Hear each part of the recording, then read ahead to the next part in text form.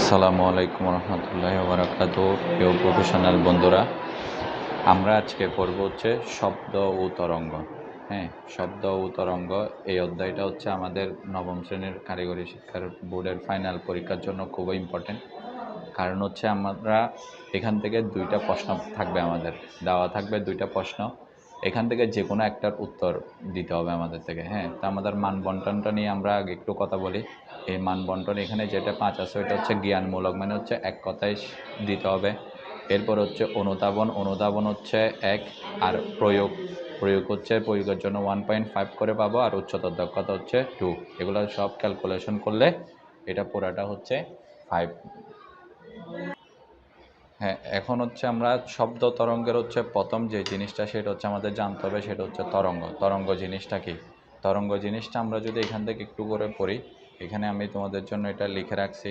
অর্থাৎ যে পর্যাবৃত্ত আন্দোলন কোনো জড় মাধ্যমের এক স্থান থেকে অন্য স্থানে শক্তি সঞ্চারিত করে, মানে পর্যাবৃত্ত আন্দোলনটা একটা জড়, এগুলো হচ্ছে জড় মাধ্যম, মাধ্যমের উপর কিন্তু নির্ভর করে, ওই মাধ্যমটার উপর। এগুলো এক স্থান থেকে অন্য স্থান, মানে এক জায়গা থেকে অন্য জায়গায় যাবে, এগুলা শক্তি কি করবে? সঞ্চারিত করবে, মানে শক্তি নিয়ে নিয়ে যাবে এখান থেকে। কিন্তু মাধ্যমের কণাগুলার কিন্তু স্থায়ী স্থানান্তর হয় না, মানে মাধ্যমের কণা এগুলো হচ্ছে আপ ডাউন করে।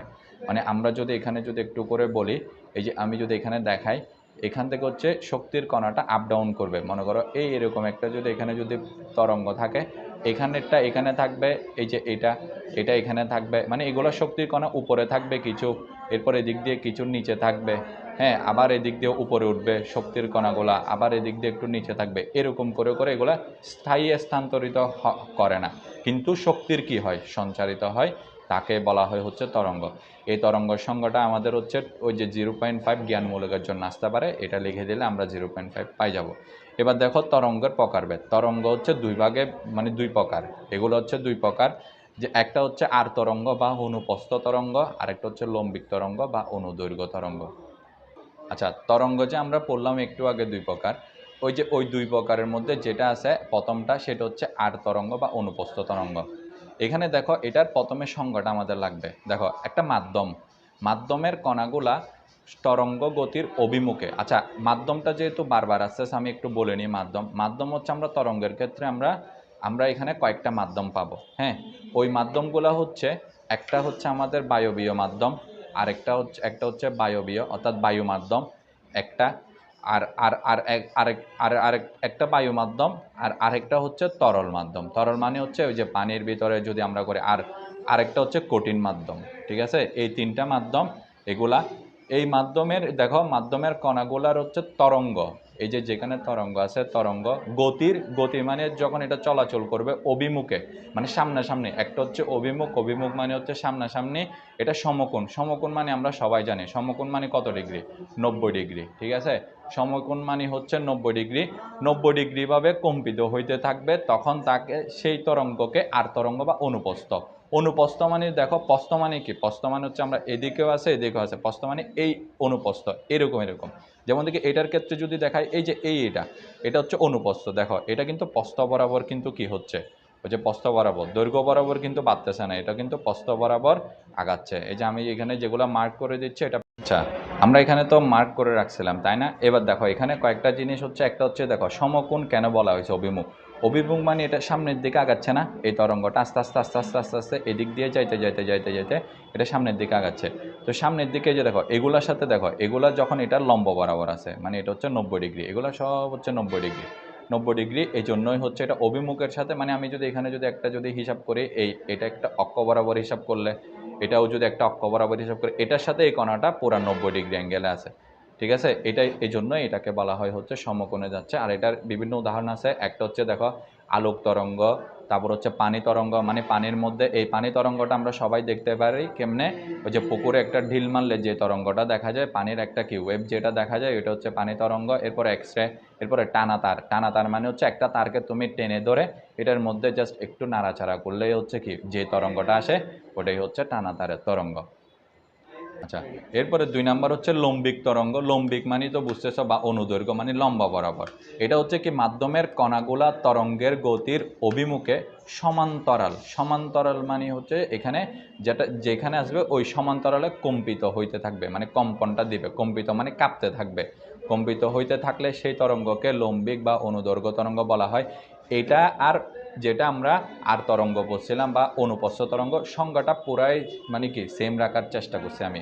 সবগুলো একটা শিখলে আরেকটা হয়ে যাবে। শুধু মাথায় রাখতে হবে যখন অনুদৈর্ঘ্য তরঙ্গ আসবে তখন এখানে সমান্তরাল হবে, আর যখন অনুপস্থ হবে এখানে তখন এখানে কি হবে, সমকোণ হবে। আর বাকি সব সেম। এখানে যেমন থেকে শব্দ তরঙ্গ, আমরা যেরকম একটা শব্দ যদি উচ্চারণ করতেছি আমরা এখানে, তোমরা যখন একজন আরেকজনকে যখন কি ভয়েস সেন্ড করো তখন দেখবা যে হচ্ছে ঠিক এরকম একটা কম্পনটা হয়। আমাদের এখানে যেরকম আছে, তারপর বাঁশির সুর, তারপর হচ্ছে ঢোলের বাড়ির শব্দ, স্প্রিংয়ের সৃষ্ট তরঙ্গ, এগুলা।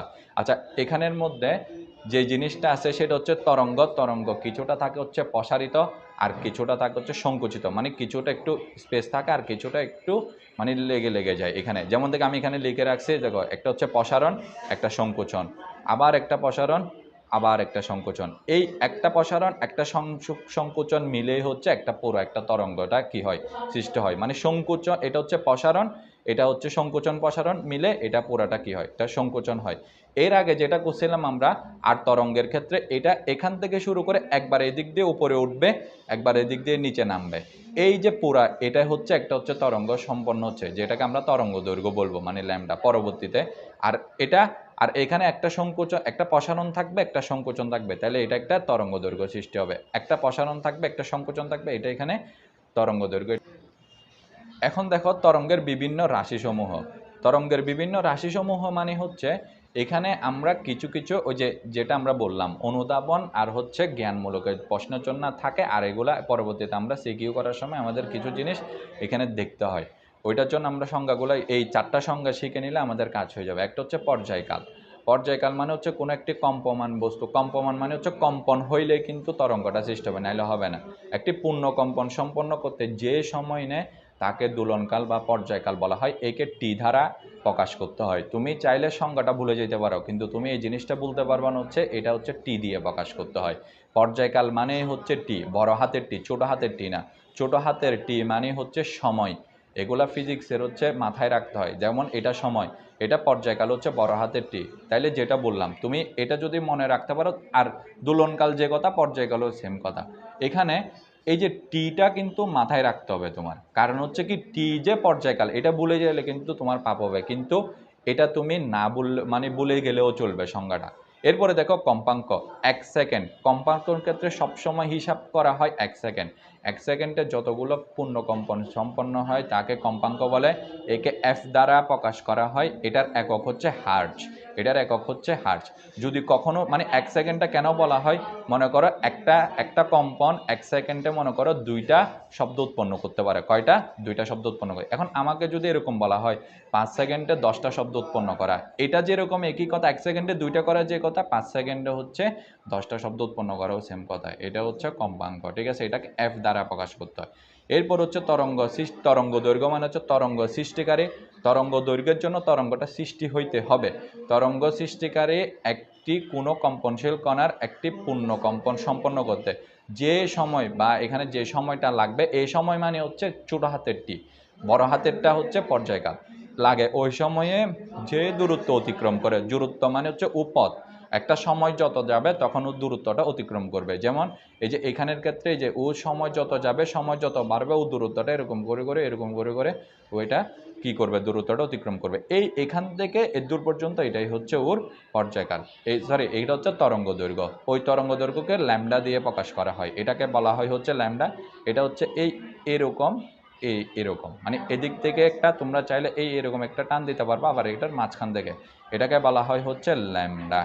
এটাকে বলা হয় হচ্ছে ল্যামডা, ঠিক আছে? এরপরে দেখো তরঙ্গ বেগ। তরঙ্গ বেগ হচ্ছে কোনো একটি তরঙ্গের মাধ্যমে 1 সেকেন্ডে, এটা হচ্ছে 1 সেকেন্ডে যে দূরত্ব অতিক্রম করে তাকে সেই মাধ্যমের তরঙ্গ বেগ বলা হয়।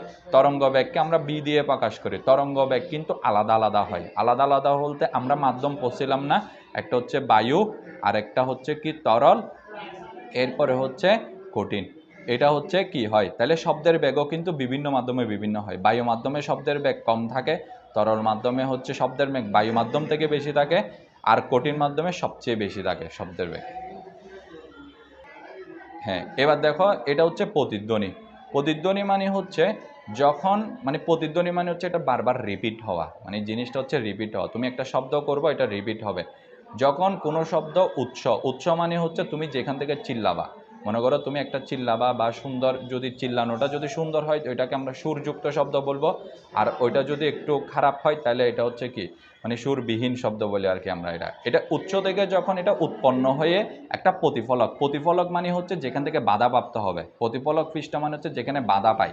বাধা পাওয়ার জন্য যেমন থেকে দেওয়াল আছে, তোমার ঘরের সামনে দেখবা যে দেওয়াল আছে, ওইটা পাহাড় আছে, বা পাহাড়ে গিয়ে আমরা হচ্ছে কি এগুলো সাউন্ড করলে আবার আমরা কি বলছি সেটা শোনা যায় এটা। এরপর হচ্ছে পুনরায় আবার উৎসের দিকে ফিরে আসে, তখন তাকে প্রতিধ্বনি বলা হয়। তখন তাকে কি বলা হয়? প্রতিধ্বনি বলা হয়। যেমন দেখে এই যে দেখো এখানে এই যে 0°C তাপমাত্রায় শব্দের বেগ আমি এখানে লিখে রাখছি। এরপর আমাদের মস্তিষ্কের অনুভূতি হচ্ছে এখানে কত? 10। এটা হচ্ছে টি হচ্ছে 0.1 সেকেন্ড, অর্থাৎ এটাকে আমরা এমনি লিখে হচ্ছে 10 মানে 100/10। ঠিক আছে, 100/10 মানে 100/10 পর্যন্ত আমাদের এখানে অনুভূতি থাকে, যেটা তোমরা ক্যালকুলেশন করলে 0.1 সেকেন্ড এখানে পাই যাবে। ঠিক আছে। আচ্ছা, এখানে আমি একটা তোমাদের জন্য চিত্র আঁকছি, ওই চিত্রটা দিয়ে একটা ছোটো একটা সূত্র লিখছি, এটা ইম্পর্টেন্ট, এটা একটু বোঝাই। দেখো এখানে মনে করো এটা একটা পাহাড়, এটা একটা পাহাড়। ওইখানে মনে করো আমরা মানে কি এখানে যাওয়া হয়েছে, বা আমরা বিভিন্ন মুভিতে দেখি না এগুলা। এই যে দেখো এখানে এই পাহাড়টাতে যাওয়া হয়েছে, এখানে মনে করো ওই মানুষটা মানে যেই গেছে সে চিল্লাচ্ছে, চিল্লাই মনে করো জোরে জোরে বলতেছে, মানে কি ওই যে ভালোবাসার আদান প্রদান করতেছে। তো ওইটার রিপিটটা শুনতে হবে না, ও আসলে কার নামে বলতেছে, মনে করো একটা নাম নিচ্ছে, ওইটা কি শোনা যাচ্ছে কিনা এটা। এখন ও এই যে দেখো এখানে ও যেখান থেকে ও কি আওয়াজটা শুরু করবে, ঠিক এর পাশে ওর কান, আমরা কান দিয়ে কিন্তু শুনবো। তার মানে মুখ যেখানে, কানও ঠিক ওই জায়গায়। এখান থেকে যখন ও মুখ দিয়ে চিল্লানো শুরু করবে, এটা দেখো আমরা লাল কালার দিয়ে দিছি এখানে ডি। এইটা যখন ডিটা এখানে যাবে, এই প্রতিফলকের ঠিক এই মাঝখান বরাবর মনে করো একটা প্রতিফলক পৃষ্ঠ আছে, ওই পৃষ্ঠটা থেকে বাধাপ্রাপ্ত হয়, মানে আর ওইদিকে যাইতে পারবে না।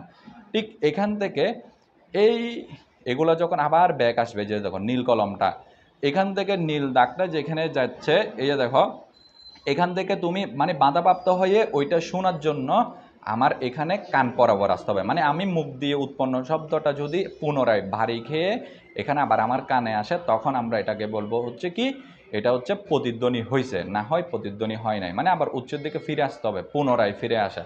দেখো তো এই যে আমরা জানি হচ্ছে এটা হচ্ছে সমবেগের একটা সূত্র, এটা তো আমরা সবাই জানি, এটা হচ্ছে সমবেগের সূত্র হচ্ছে কি F=BT। কিন্তু শব্দের ক্ষেত্রে এখানে কি হয়, এই যে দেখো শব্দটা শোনার জন্য একবার ওই জায়গায় যাইতে হবে, তাহলে এটা হচ্ছে ডি, আরেকবার ওই জায়গা থেকে আসতে হবে, তাহলে দুইটা ডি, তাহলে এস এর মান আমরা এখানে পাবো ডি যোগ ডি, মানে হচ্ছে কত 2D। এই জন্য এখানে H সমান 2D আছে না, আমি এখানে H সমান এই জন্য এখানে 2D বসাই দিয়েছি, 2D সমান বিটি।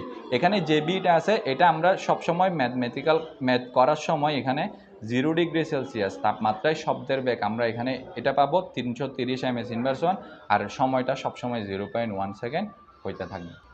এবার দেখো একদম লাস্ট হচ্ছে ম্যাথ করার জন্য আমাদের কিছু জিনিস, আমাদের এখানে সূত্র বা সম্পর্ক দরকার, এগুলোকে আমরা সম্পর্ক বলবো বা সূত্র বলবো। এই যে দেখো একটা হচ্ছে টি, টি মানে হচ্ছে পর্যায়কাল, আমি আগেই বলছিলাম পর্যায়কাল হচ্ছে এখানে হচ্ছে কি টি।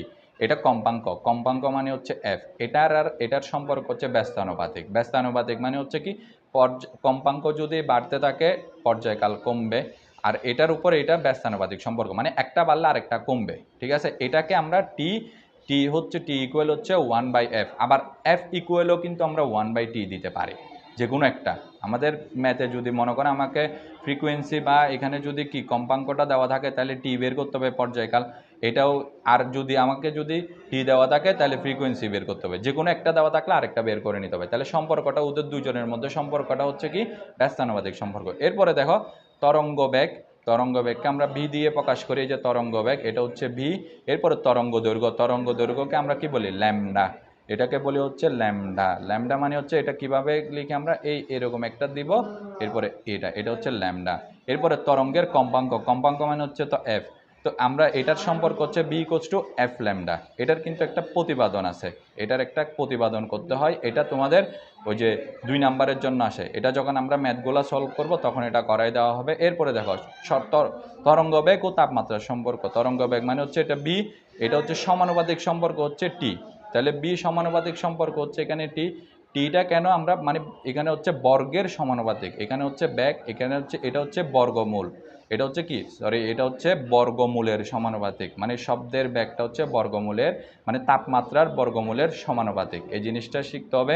এখান থেকে হচ্ছে দেখো আমরা একটা সূত্র পাই হচ্ছে এখানে যদি দুইটা সূত্র নিই আমরা ভি, এখানে যে সমানুপাতিক চিহ্ন যদি তুলে নিই তাহলে এটা কে ইন্টু রুট টি হয়ে যায়। আর কে এর মান যদি থাকে তাহলে বি ডিভাইডেড বাই এটা হচ্ছে রুট টি ইকুয়াল কে হয়ে যায়।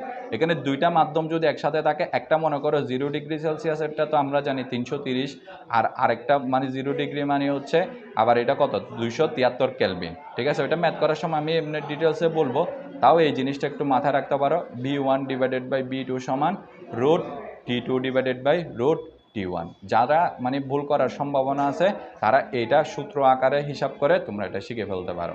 ঠিক আছে, তোমাদের সাথে পরবর্তীতে আমাদের ওই যে আমরা যখন ম্যাথগুলো করবো শিখিও তখন ওইগুলোতে ইনশাল্লাহ দেখা হবে।